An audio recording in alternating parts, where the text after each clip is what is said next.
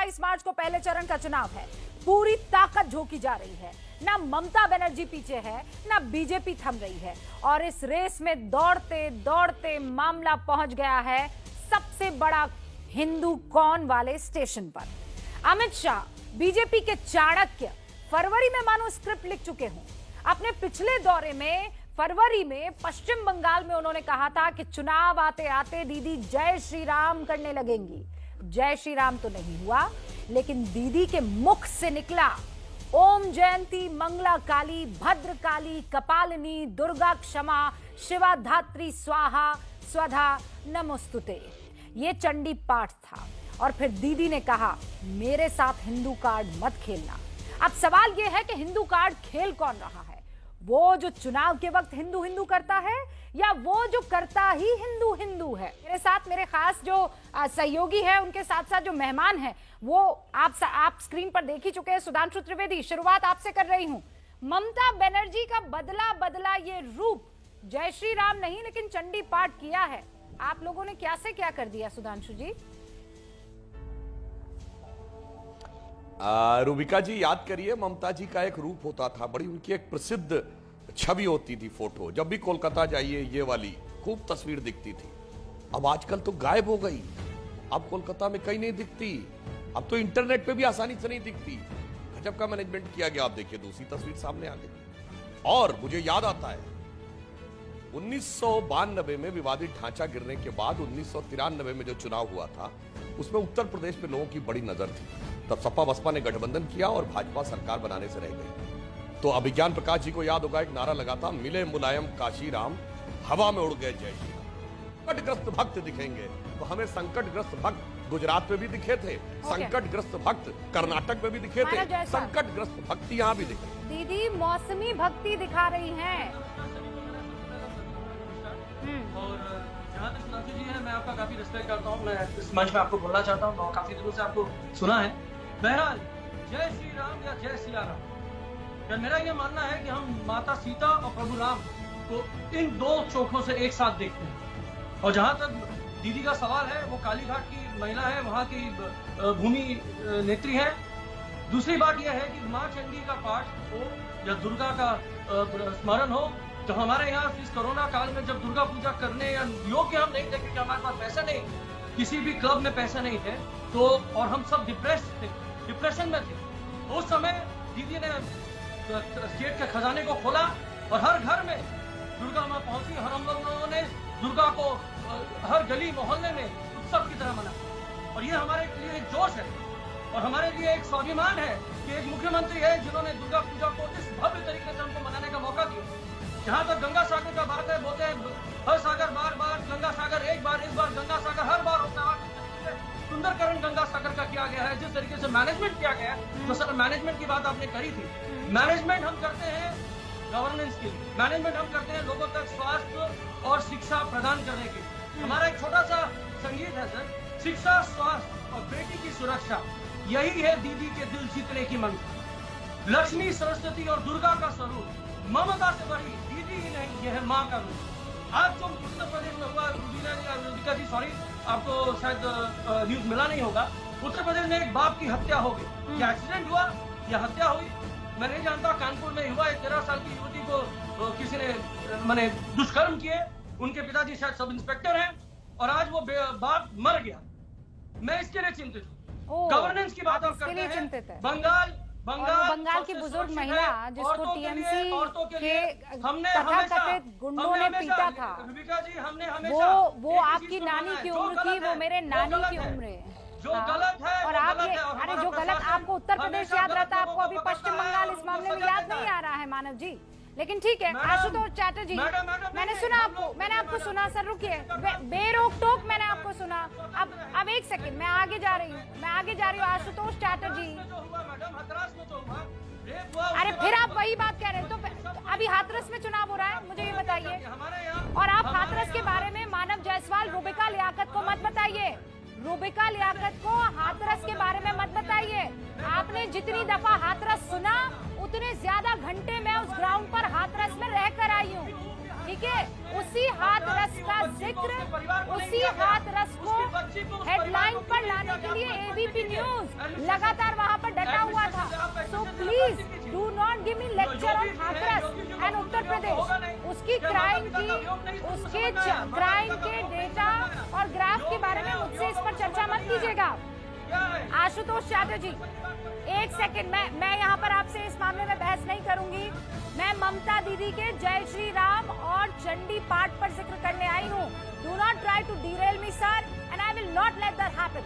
आशुतोष चैटर्जी, ये जो कह रहे हैं मानव जायसवाल, इसमें कितना दम है कि दुर्गा पंडालों को भव्य बनाने में किसी और का नहीं, दीदी का हाथ है। वो फक्र के साथ दुर्गा पाठ करती आई है, चंडी पाठ करती आई है।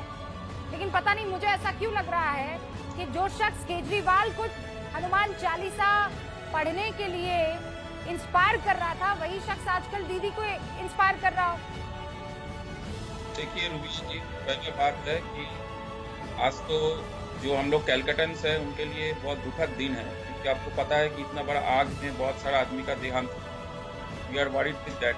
सेकेंड बात जो है, ये जो आप शुरू से जो चल रहे हैं, ये धर्म और धर्म का जो आप बात कर रहे हैं, आप बताइए तो रोटी कपड़ा मकान का कौन बात करेगा बंगाल में? ममता बनर्जी बीजेपी की पिच पर है या बीजेपी को मात देने के लिए ये सब कर रही हैं? I am a better Hindu. Ashutosh ji, I just come to you sir, एक सेकंड बस मैं रूबिका बहुत जल्दी से 10 सेकंड में पिछली बार पोल के दौरान यही मैंने आपके कंक्लूजन में कहा था ना, सब लोग पोलराइजेशन पॉलिटिक्स करते हैं। आज ये साबित हो गया, चंडी पाठ कोई कर रहा हो, उसके खिलाफ कोई दलीलें दी जा रही हो, चुनाव इसी मसले पर, इसी तरह के मुद्दों पर लड़ा जा रहा है। वेस्ट बंगाल वेकअप, जागिए, क्योंकि चुनाव ऐसा नहीं लग रहा है कि बेरोजगारी और वहां की स्थानीय समस्या तो होगा लग रहा है ऐसा इस पे कि चंडी पाठ किसी ने कर लिया तो क्या वो बीजेपी के गेम में आ गया। ये बड़ी अजीब सी स्थिति है। एक लाइन में कहना चाहता हूँ, रूपश्री से सोबत साथी हर जो प्रकल्प है हमारे। सुधांशु त्रिवेदी जी, आपको ऐसा नहीं लगता है कि अगर कोई चंडी पाठ कर रहा है, अगर कोई हिंदू है, तो आपको इसमें जलन क्यों होनी चाहिए? ये तो अच्छी बात है ना कि वो चंडी पाठ कर रही है।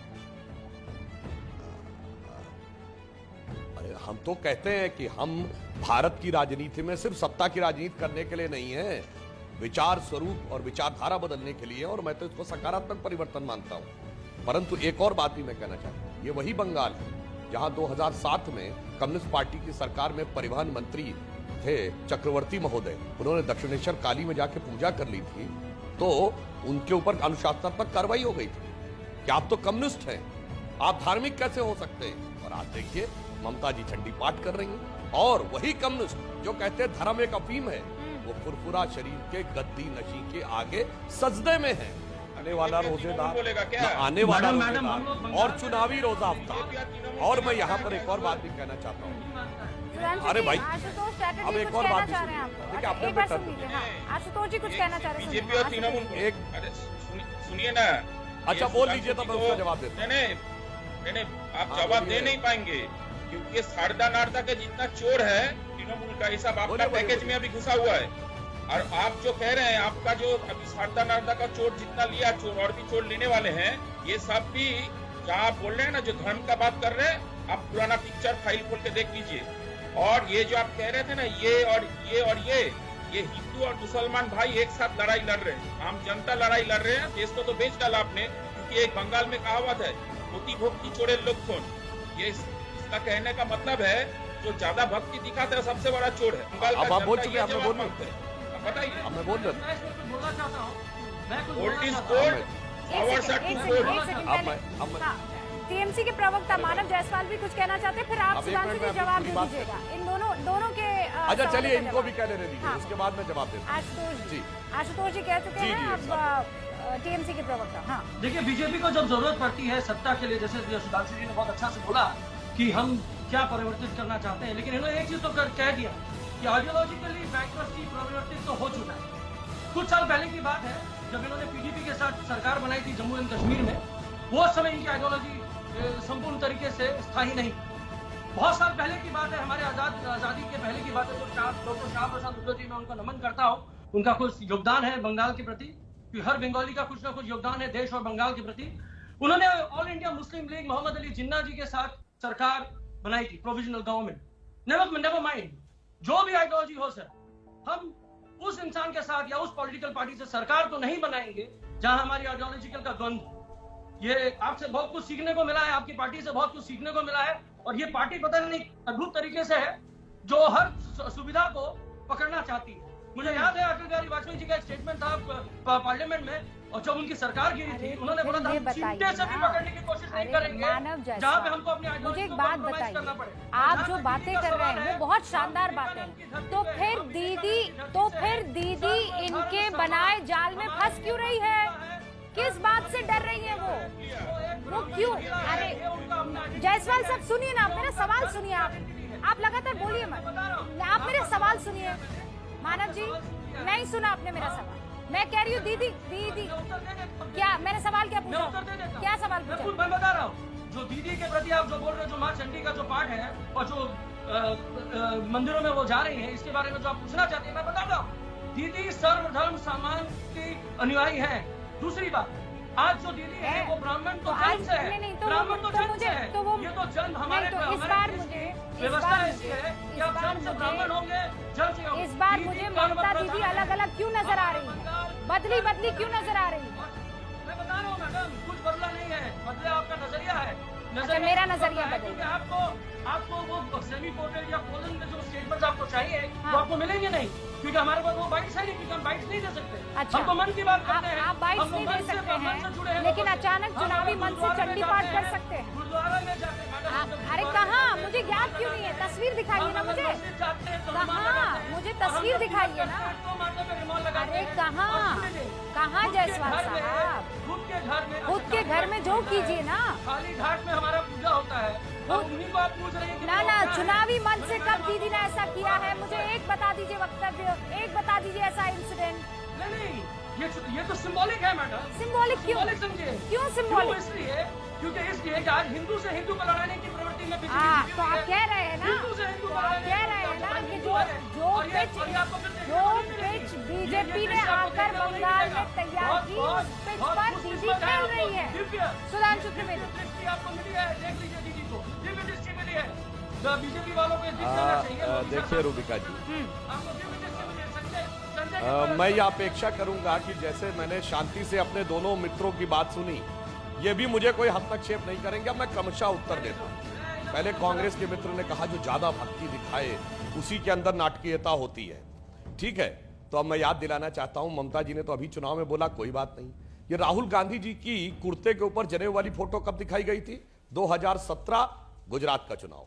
और ये दत्तात्रेय गोत्र के कौल ब्राह्मण हैं, ये कब आया था? पुष्कर में 2018 राजस्थान का चुनाव।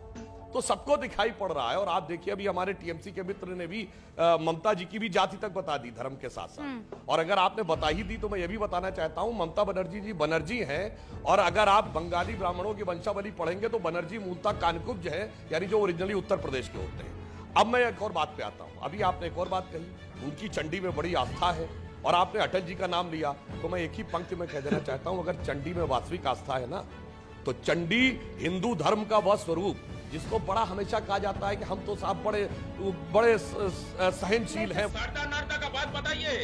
अच्छा, शारदा नारदा में चोरी हुई थी, पहले बोलिए हाँ या ना, बोलिए हाँ या ना, टीएमसी वाले कहलाइए।